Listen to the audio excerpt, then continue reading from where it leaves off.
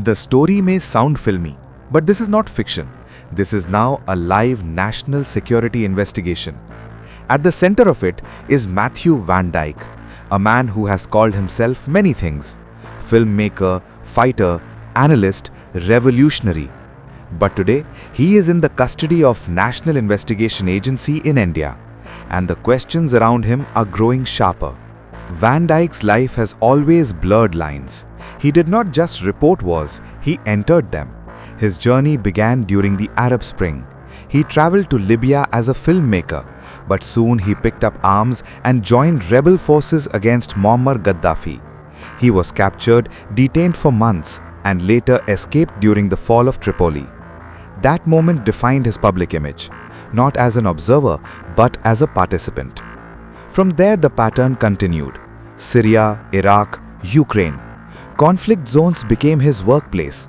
Through his organization, Sons of Liberty International, he claimed to train fighters against terrorism and authoritarian regimes. On social media, he openly spoke about training individuals who had never held weapons before, turning them into combat-ready units. This is where admiration turns into concern, because the same skills can be used very differently depending on the battlefield, and that is exactly what Indian investigators are now probing. According to the NIA, VanDyke was part of a group of 7 foreign nationals arrested in March 2026. The allegations are serious. The agency claims the group entered India, moved towards the northeast, and then crossed into Myanmar without proper permissions. There, they are suspected to have contacted ethnic armed groups and, more importantly, conducted training.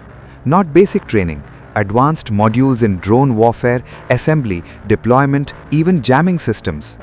This changes the scale of the story, because drones are no longer just surveillance tools. They are modern weapons. In insurgency zones, they can shift the balance of power. And if such technology reaches groups operating near India's borders, the implications are serious. VanDyke's past adds another layer of complexity.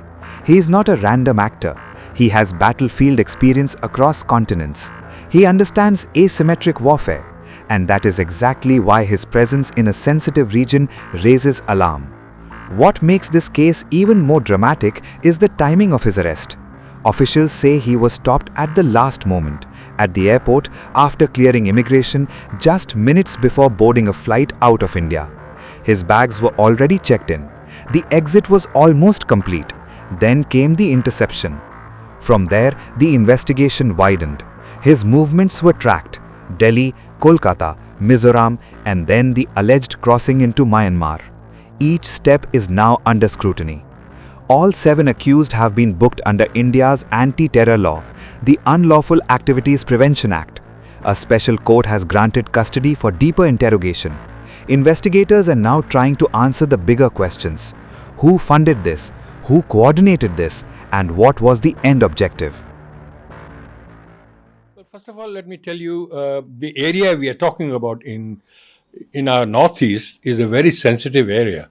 And for decades, immediately after independence, that area was out of bound for foreigners, for the reason that, there was a possibility of somebody making some trouble there. So it was for that reason it was stopped. But as things have improved and their integration has become much closer, we thought those permissions can be given on a piece-by-piece cases. So that's why it became possible for foreigners to visit there. But now what is happening is there is a certain amount of tension that has been created for various reasons. I won't go into that.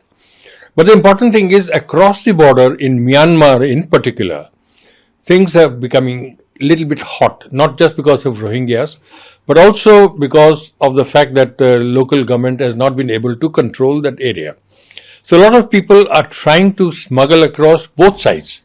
From their side, they want to come inside Indian territory, try to foment trouble, incite local tribal people against the central government.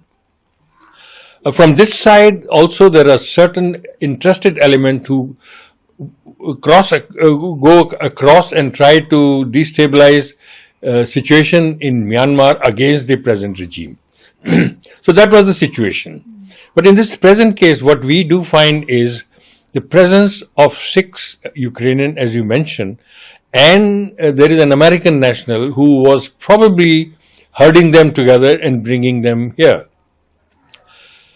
To my mind, in the present day world, you find that these destabilizing situations happen, and the governments do not want to involve themselves directly, in order that if their agents were caught, then they will be traced back to their own government. So to avoid that, I think the Americans and others have started the practice of what is called hiring contractors. So they are hired for a particular contractor. They are given all kind of facilities, including money and stuff. They are given the mandate what is to be done and what is not to be done. And so that is the methodology which is being used. To my mind, that's exactly what has happened in when these 7 people crossed across. So you cannot trace them back, but I am sure that they are not doing on their own. There is somebody who has hired them or who has detailed them to undertake that kind of activity. So that is not something which is very healthy, and particularly from our point of view, because of the sensitivity of the matter. You asked me the question about the presence of the Ukrainians. To my mind, they seem to be those very people who have been hired, kind of mercenaries. Their job is to do whatever there is to be done, and they go there with a definite mandate and then finish the job. As you know, there is such a unstable government in Ukraine.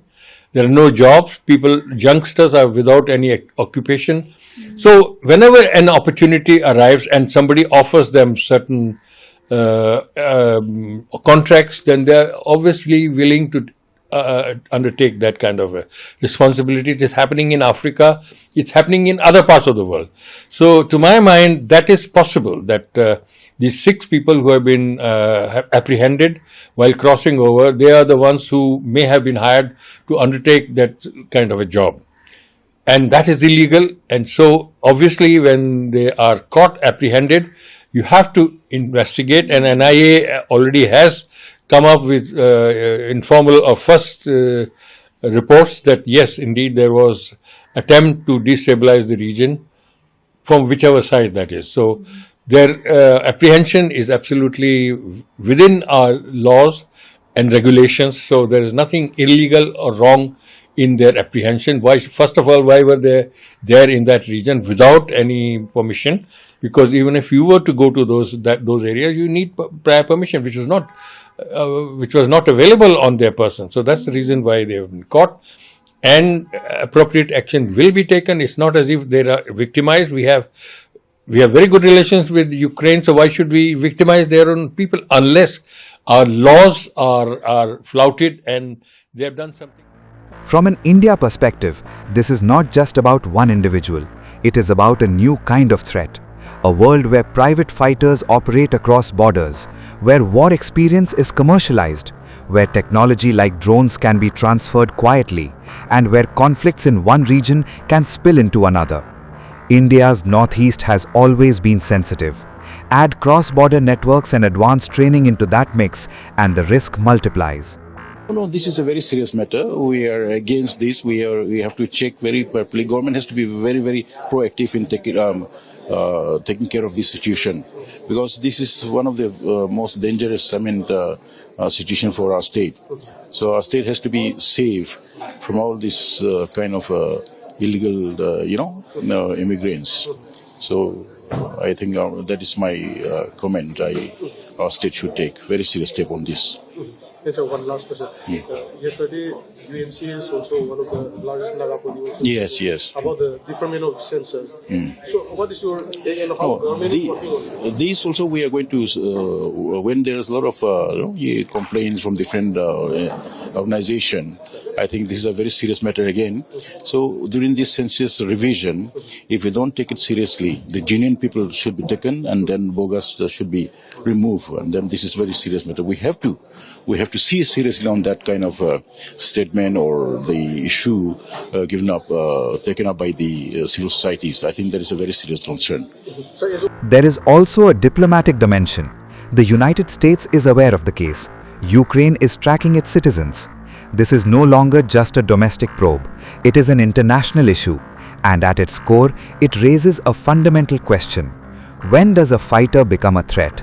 For Matthew VanDyke, that line may now be decided not on the battlefield, but in a courtroom.